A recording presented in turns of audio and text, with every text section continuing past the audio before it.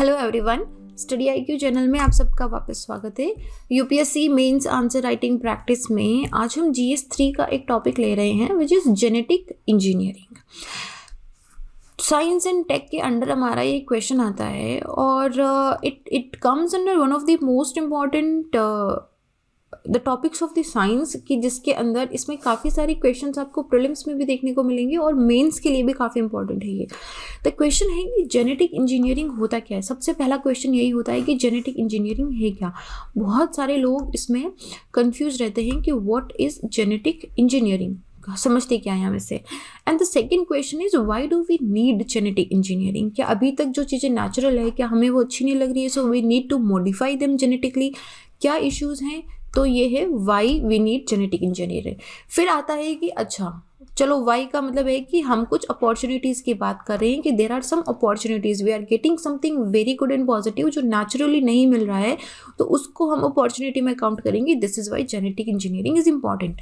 But everything comes with the challenges, so there are definitely some challenges in the genetic engineering. कि क्या challenges हैं genetic engineering में, क्या challenges है। It is not, ये बहुत ही हाई लेवल टेक्नोलॉजी है, बहुत प्रिसीजन चाहिए होता है इसमें। आप डीएनए लेवल पे जाके इसमें एडिटिंग करते हो, तो जब डीएनए लेवल पे एडिटिंग करते हैं तो इट मीन्स कि यू नीड हाई प्रिसीजन और बहुत सारे फेलियर्स के बाद में सक्सेस मिलती है। तो definitely there are some very big challenges also. तो क्या चैलेंजेस हैं, इन सब के बारे में देखेंगे। मेरा नाम संतोष चौधरी है। अगर आप मुझसे जुड़ना चाहते हैं तो मुझे little_simple_buddha इंस्टाग्राम पे जुड़ सकते हैं। क्वेश्चन देखते हैं। क्वेश्चन मैंने बहुत सिंपल रखा है, we will understand the concept of genetic engineering. यहाँ पे इसमें से अगर क्वेश्चन आता भी है ना, तो आपसे यही पूछा जाएगा कि जेनेटिक इंजीनियरिंग क्या है, जेनेटिक इंजीनियरिंग क्यों ज़रूरी है, ये क्या अपॉर्चुनिटीज़ देती हैं और इसके क्या चैलेंजेस हो सकते हैं, और हमारे इंडिया में कौन सी टेक्नोलॉजी हम बना रहे हैं। Like they can ask you for some examples also, national and international. So जैसे कि क्रिस्पर का एक टेक्नोलॉजी था, क्वेश्चन भी आया है उस पर, तो उसी पे डिस्कस करेंगे। सिंपल सा क्वेश्चन है, डिस्कस अपॉर्चुनिटीज़, क्या क्या अपॉर्चुनिटी हैं और क्या challenges in genetic engineering technology में। Before we dive into opportunities and challenges, we need to understand कि जेनेटिक इंजीनियरिंग होता क्या है। नाम में पता चल रहा है, the name itself says genetic which means gene के अंदर, जेनेटिक इनसाइड द जीन। और जीन क्या होते हैं हमारे, कहाँ पे होते हैं, डीएनए के अंदर। तो इसका मतलब क्या हुआ कि हमारा जो सेल के अंदर जो डीएनए है, जैसे हम जीन बोलते हैं, जैसे हम बोलते हैं, जैसे कि आपने देखा होगा कि किसी भी अगर बेबी की आंखें, बाल, स्ट्रक्चर, फेस कट, बोलते हैं कि मम्मी जैसा, पापा, दादा जैसा। So these are genes which are hereditary, which are coming from one generation to another. So ये होता है डीएनए, इसके अंदर मॉडिफाई करना, ये होता है जेनेटिक इंजीनियरिंग। नाउ जीन्स हर एक लिविंग बॉडी के अंदर होते हैं, be take it plants, take it animals and take it humans. तो इन तीनों, किसी भी लिविंग बॉडी के जो जीन है, जो जेनेटिक स्ट्रक्चर है, उसमें मॉडिफाई करके एक नया product banana is called genetic engineering. ये था सिंपल लैंग्वेज के अंदर। तो जब जेनेटिक इंजीनियरिंग पे क्वेश्चन आता है, तो पहले तो सबसे आपको डिफाइन करना पड़ेगा कि जेनेटिक इंजीनियरिंग होता क्या है। देन वी डिफाइन कि जेनेटिक इंजीनियरिंग इनिशियली, यहाँ पे क्या देखा है, इनिशियली बहुत पहले जब टेक्नोलॉजी हम लोग इतना एडवांस नहीं आ गए थे, तो देयर वर वेरियस टेक्निक्स जिसके थ्रू जो किसी भी ऑर्गेनिज्म का process of hereditary and reproduction होता है, उसको मॉडिफाई या मैनिपुलेट करा जाता था। ठीक है, तो इसके अंदर काफ़ी सारी आती थी, जैसे आर्टिफिशियल, इसमें दोनों चीज़ें आती थी, आर्टिफिशियल सिलेक्शन भी आता था, और जितने भी इंटरवेंशंस आप कर रहे हो बायोमेडिकल टेक्निक्स के थ्रू, जैसे artificial insemination, in vitro infertilization, gene manipulations, तो इस तरह की जो चीज़ें थी वो थी, ये हमारी इनिशियल फेज में थी। Slowly what happen, like 20th century के अंदर जितना हम एडवांस आते गए और हमने रिसर्च करते गए, we came to a more advance technology which is called rDNA technology. And R stands for recombinant DNA technology, या जिसे हम बोल सकते हैं कि जीन क्लोनिंग। इसमें क्या करते हैं कि 2 या 3 स्पीशीज़, मान लो कि आपका कोई प्लांट है, ठीक है, जैसे कि आपको रोज़ है, ठीक है, गुलाब है, गुलाब का आपको एक नया स्पीशी बनाना है, लेकिन आपको उसमें कांटे नहीं चाहिए, ठीक है, बट गुलाब में जनरली कांटे होते हैं, और आपको ऐसा गुलाब चाहिए जिसकी लीव्स जो है वो डिफरेंट शेप की हों। ठीक है, तो हम क्या करेंगे, इसमें जेनेटिक इंजीनियरिंग लेके आएंगे। हम ओरिजिनल गुलाब लेंगे, उसके बाद एक ऐसा प्लांट लेंगे या फिर उसमें से डीएनए को मैनिपुलेट करके उसमें जो स्पाइक्स होती है, जो कांटे वाला पार्ट है, उसको हटा देंगे और उसमें किसी डिफरेंट टाइप के लीफ का जो डीएनए पोर्शन है वो ऐड कर देंगे, तो हमारा जो नया हाइब्रिड गुलाब बनेगा वो गुलाब होगा, डिफरेंट तरह की लीव्स होगी उसमें और उसमें कांटे नहीं होंगे। तो हमने क्या करा कि नए हाइब्रिड के डीएनए को मैनिपुलेट कर दिया है। Same thing happens for the humans, plants and animals also. इसमें क्या होगा, डीएनए मॉलिक्यूल्स एक या दो सोर्सेज से लोगे, जो आपको क्वालिटीज चाहिए उसको कंबाइन करोगे, इधर आप सेल के अंदर या इन विट्रो, और फिर आप उसे होस्ट ऑर्गेनिज्म के अंदर इंसर्ट कर देते हो at which they are able to propagate. इस तरीके से पूरा डीएनए जेनेटिक इंजीनियरिंग, जिसे हम आरडीएनए टेक्नोलॉजी भी बोलते हैं, it goes on. Genetic engineering it isolates a gene from an organism that has features they want to impart। ठीक है, जैसे कि हमने गुलाब का एग्जांपल लिया, आपको जो फीचर चाहिए उस फीचर का आप पोर्शन लेके ऐड कर दोगे, मॉडिफाई कर दोगे। सिंगल जीन जो है उसको आइसोलेट कर रखते हो, पहले आप बाहर निकालते हो, जैसे कि ये जेनेटिक मटीरियल है, ठीक है, ये सेल है पूरा, इसको यहाँ से आपको समझ आ जाएगा क्या होता है। ये सेल है पूरा, इस सेल के अंदर से आपने इस जेनेटिक मटीरियल को बाहर निकाला, इस जेनेटिक मटीरियल को आपने क्या करा, इसको मॉडिफाई करा। कैसे मॉडिफाई करा, आपका आइसोलेट टारगेट जीन जो है, आपको जो भी मॉडिफाई करना है, मानो इसमें से किसी पोर्शन को निकालना है, for example look at here, see आप देख सकते हो यहाँ पे कि इस पोर्शन का क्या करा है, हमने मॉडिफाई करा है, इसको हमने हटा दिया यहाँ से, हमको ये नहीं चाहिए, इसकी जगह जो डीएनए पोर्शन हमें चाहिए होगा उसको हम यहाँ पे नया एडिशन कर देंगे, तो ये क्या हुआ, हमने इसे मॉडिफाई कर दिया। सिमिलरली इसमें जो प्लांट टिश्यू हमें चाहिए वो हम रखेंगे, बाकी इसका जो पोर्शन नहीं चाहिए उसे निकाल देंगे, फिर हम उसका ग्रो करेंगे और हमारा जो नया प्लांट स्पीशी बनेगा उसमें दोनों के ट्रैक्ट्स होंगे। Seeds from the mature plant will have the successful transformation. ठीक है, तो ये होता है हमारा जेनेटिक इंजीनियरिंग। जैसे कि एग्जाम्पल है, कन्वेंशनल ब्रीडिंग के अंदर क्या होता है कि wild, relative and crop plant, दोनों जो पोर्शन ए एंड बी है, जो ए एंड बी है, इन दोनों की प्रॉपर्टीज आती हैं हमारी कन्वेंशनल ब्रीडिंग के अंदर। लेकिन जेनेटिक इंजीनियरिंग के अंदर अगर आपको वाइल्ड रिलेटिव का, अगर आपको ये पोर्शन, ये क्वालिटीज़ या कैरेक्टरिस्टिक्स नहीं चाहिए तो आप इसे नहीं लोगे, आप इसे एग्जिट कर दोगे।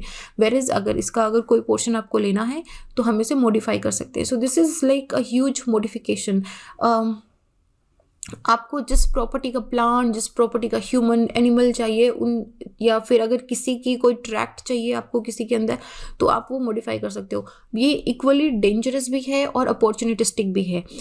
दोनों के बारे में भी धीरे धीरे डिस्कस करते हैं। अपॉर्चुनिटिस्टिक में सबसे पहले एडवांटेज ऑफ जेनेटिक इंजीनियरिंग, आपने GM क्रॉप्स सुना होगा, जेनेटिकली मॉडिफाइड क्रॉप्स, जिसके बारे में फाइट भी चलती रहती है, जैसे बीटी कॉटन हो गया, ब्रिंजल हो गया, सरसों हो गया, मस्टर्ड हो गया।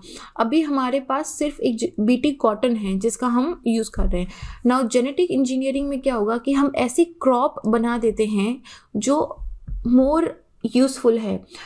अगर आप कोई भी प्लांट लगाते हो तो आपको उसमें फर्टिलाइज़र भी देना होगा। अगर बहुत ज़्यादा बारिश हो गई, बहुत ज़्यादा ड्रॉट पड़ गया तो वो ख़राब हो जाती है। पेस्ट रेजिस्टेंस, आपको इंसेक्टिसाइड, पेस्टिसाइड भी डालने पड़ते हैं क्योंकि उस पर कीड़े आगे लग जाते हैं। नाउ आपने क्या करा कि आपने एक ऐसा जेनेटिकली इंजीनियर्ड प्लांट बना दिया है जिसमें आपने इस तरह के जीन्स, इस तरह का डीएनए उसमें मॉडिफाई कर दिया है कि वो ड्रॉट रेजिस्टेंस है, बहुत कम पानी में भी सर्वाइव कर जाएगा। डिजीज़ रेजिस्टेंट है, अगर कोई कीड़ा मकोड़ा, फ्लाई या फिर अगर लोकस्ट का भी अटैक हुआ तो प्रोबेबली वो उसको झेल जाएगा, खा नहीं पाएंगे। ये जल्दी ग्रो करते हैं, उनको कम पानी चाहिए और ये फोर्टिफाइड विद मोर न्यूट्रिएंट्स होते हैं। तो हमने क्या करा, सारी जितनी भी हमको अच्छी चीज़ें चाहिए थी किसी भी प्लांट को कम से कम पैसों में और ज़्यादा से ज़्यादा बेनिफिट के लिए हमें चाहिए था, हमने इसे मॉडिफाई कर दिया।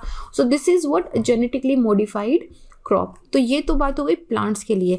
Now let's have a look at the diseases, है ना। डिजीज को कंट्रोल करने में कैसे होता है, जैसे आपने वोल्बाचिया करके एक नाम सुना होगा ना। वोल्बाचिया इज, इसमें वोल्बाचिया में क्या था, जैसे मलेरिया का जो हमारा मॉस्किटो, मलेरिया का जो मॉस्किटो होता है उसको ये किल कर देता है वोल्बाचिया। तो ये क्या करा, हम जेनेटिकली मॉडिफाई करें। सिमिलरली जैसे कि इसमें जेनेटिक इंजीनियरिंग में क्या करते हैं, हम जेनेटिक डिसऑर्डर अगर कोई है तो उसको हम रिप्लेस कर देते हैं, फॉल्टी जीन को फंक्शनल जीन के साथ रिप्लेस कर देते हैं।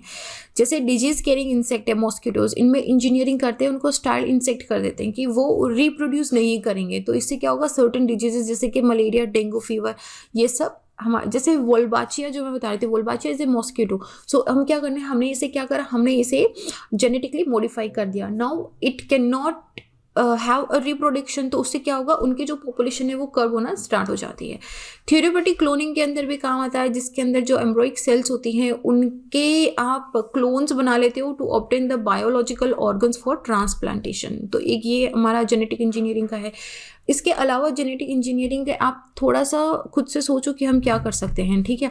फॉर एग्जाम्पल, अगर if a woman is pregnant और पता चला कि उसके बेबी के अंदर, अभी तो चलो ठीक है, और if once somebody is pregnant and then if the baby is there, तो फिर you can not modify the genes, you can modify the genes before it was conceived.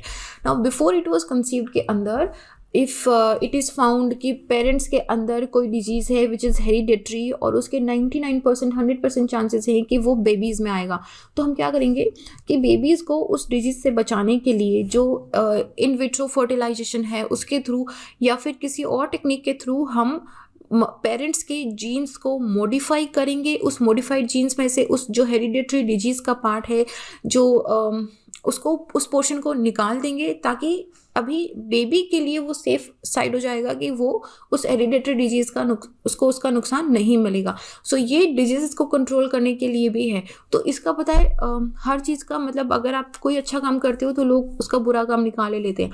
So somebody can have the mutation also, कि हम लोग जितनी भी strong abilities हैं वो ले लेते हैं कि उसको दर्द नहीं होगा, वो बहुत मस्क्यूलर होगा, बहुत हाइट होगी। तो इस तरह की आर्मी भी जनरेट करी जा सकती है, even though it is a very futuristic thing, but still you never know. तो ये इसका एक चैलेंज, तो ये इसका एक साइड इफ़ेक्ट भी आप मान सकते हो। चैलेंजेस में क्या आएगा कि चैलेंजेस में देखो इरिवर्सिबल चेंजेस हैं। अगर आपने एक बार जीन्स में मॉडिफाई कर दिया तो अभी आप उसे चेंज नहीं कर सकते। The genetically modified genes they will have irreversible effects, आप उसे बिल्कुल चेंज नहीं कर सकते। एंड जो जीएमओ होता है, जेनेटिकली मॉडिफाइड ऑर्गेनिजम्स जो होते हैं, they can cause harmful genetic effects also. हमको लॉन्ग टर्म इफेक्ट्स नहीं पता कि हम जो जीन्स में चेंजेस कर रहे हैं वो कितना इफेक्ट करेगा उस एक स्पीशी को, या उसके या अगर जीन्स मूव होते हैं एक स्पीशी से दूसरे स्पीशी में जो जेनेटिकली मॉडिफाइड नहीं है, तो उसमें उसका क्या साइड इफेक्ट होगा हमको नहीं पता। जीएमओ क्रॉप जो जेनेटिकली मॉडिफाइड ऑर्गेनिज्म क्रॉप्स हैं, जैसे बीटी कॉटन है, जैसे हम बीटी ब्रिंजल की भी अगर बात करते हैं, बीटी वीट की अगर हम बात करते हैं, तो उसमें क्या है हमको नहीं पता। हो सकता है कि वो इन फ्यूचर हमें कोई एलर्जिक रिएक्शन दे दे, कोई इनएडवर्ट इफेक्ट दे दे। तो इसका अभी पूरा स्टडी नहीं हुआ है। And bio ethics is also like there is a moral and ethical issue also, कि यार you are questioning like if you are modifying the humans, ठीक है, and modification of the human is against the law and against the law of the nature itself. तो this is like a bioethics भी आता है। और challenges के अंदर देखो, एक आप चैलेंज ये भी ऐड कर सकते हो कि सारी कंट्रीज ना डिफरेंट लेवल ऑफ टेक्नोलॉजी पे है।